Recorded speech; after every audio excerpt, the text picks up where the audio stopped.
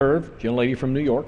Thank you, Mr. Speaker, and I thank the gentleman for yielding me the customary 30 minutes and yield myself such time as I may consume. Gentlelady is recognized. Thank you, Mr. Speaker. Through numerous budget resolutions and campaign pledges and appearance on Sunday talk shows, the majority has made clear that their vision for America is a vision that says the nation can no longer care for our seniors, that we must halt vital scientific research, and that we should let our bridges and schools crumble because we can't afford to invest in the future. In short, I believe it is an extreme and cynical version for America, and one that I strongly reject.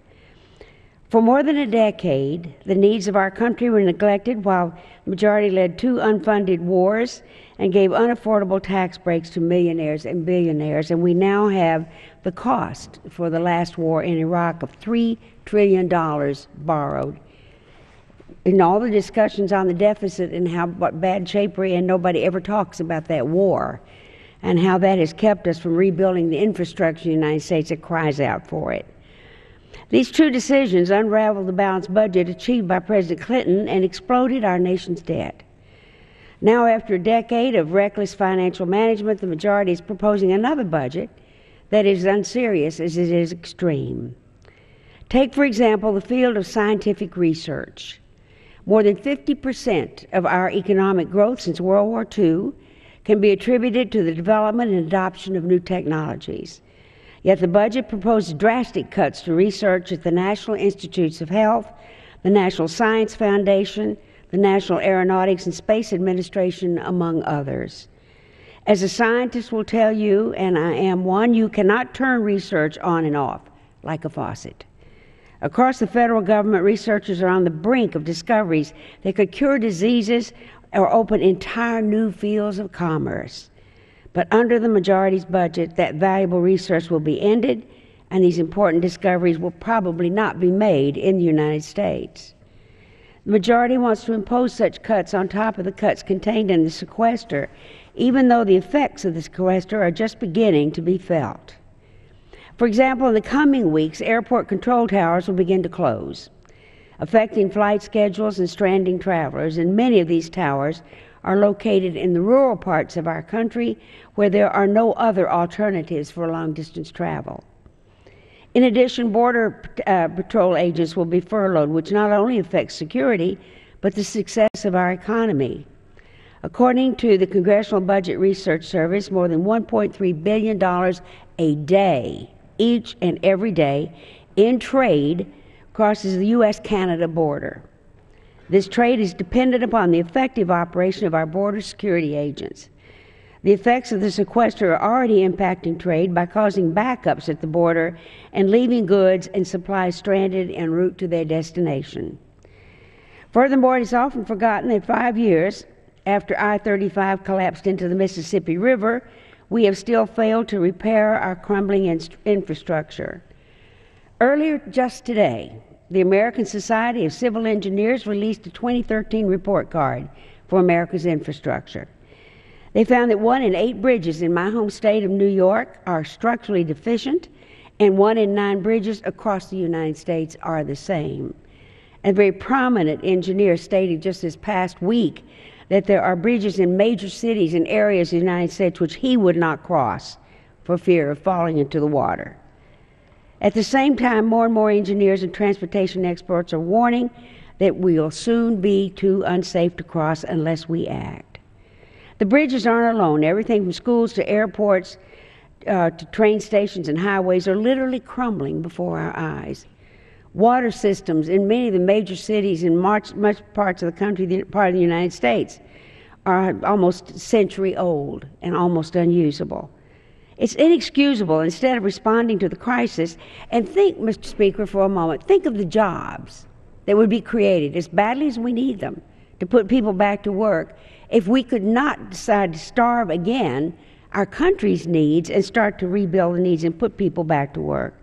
So I think it's inexcusable. Instead of responding to the crisis that we have, the majority spent the last 2 years lurching from crisis to crisis and repeatedly introducing legislation, such as today's budget legislation that guts investment in the nation's infrastructure instead of putting us back to work, rebuilding the country. A telling illustration of the failed approach is that they have included the repeal of the Affordable Care Act as the central tenet of their budget proposal. During the 112th Congress, the majority held more than 30 votes, the last 2 years, more than 30 votes just to repeal the Affordable Care Act, eating up valuable time and costing taxpayers millions of dollars in the process. Despite this expensive folly, the majority wants to do it again. In order to balance the budget, the majority believes we should repeal the life-saving law and once again legalize health insurance discrimination based upon pre-existing conditions, force young adults off their parents' health insurance, and open the donut hole for our nation's seniors. And Mr. Speaker, before we were able to pass the health care bill, 8 states and the District of Columbia in the United States considered domestic violence to be a pre-existing condition, and insurance companies were not required to cover victims. Are we going to go back to that if this repeal is achieved? The majority also wants to cut financial assistance to students in need. The budget cuts Pell Grant assistance by $83 billion over the next 10 years and allows the interest rates on need-based student loans to double in a time when we are falling so far behind all other industrial countries in the number of persons who go to college. United States, that used to be first, now is around about 12th. By all objective measures, drastic and extreme cuts such as these can be seen as unnecessary cruelty not needed to balance the budget. Indeed, this weekend, just this past weekend, both Speaker Boehner and Budget Committee Chairman Paul Ryan said on Sunday television shows that this nation does not face a debt crisis. When asked about it yesterday, Chairman Ryan indicated that yes, he had said that. So despite saying that to everybody, scaring America half to death, keeping business from being able to plan the future, they continue to promote a dystopian vision of the future in order to convince Americans that we have to adopt their extreme policies today. It is under this guise that the majority proposes their most extreme transformation of America's social safety net in today's budget. And once again this year, the majority proposes to end Medicare as we know it and turn the promise of guaranteed health care into a voucher program. Unlike Medicare, the majority's voucher program would not guarantee the seniors access to the health care they need. I think we thoroughly discussed that last year when it failed, and certainly during last election when it failed, which would drive senior citizens into the market with a defined income that they could use to buy their own insurance if they were physically or mentally able to do so. This is the same failed proposal, and it has been opposed by Americans, as I said, at the ballot box.